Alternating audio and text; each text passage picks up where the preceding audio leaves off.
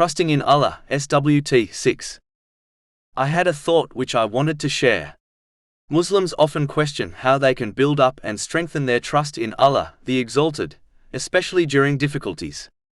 One of the main ways of doing this is through the sincere obedience of Allah, the Exalted, by fulfilling His commands, refraining from His prohibitions, and by facing destiny with patience. This is because the one who is disobedient to Allah, the Exalted, will always believe Allah, the Exalted, will not help them, which in turn weakens their trust in Him. Whereas the obedient Muslim will firmly believe that as they have fulfilled their duties, Allah, the Exalted, will definitely respond to them in their moment of need, which in turn strengthens their trust in Allah, the Exalted.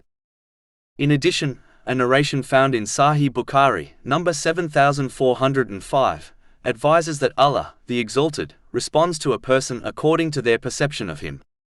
The disobedient person will always have negative thoughts about Allah, the Exalted, because of their disobedience.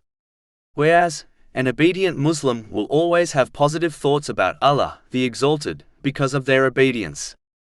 This thinking can weaken or strengthen a Muslim's trust in Allah, the Exalted.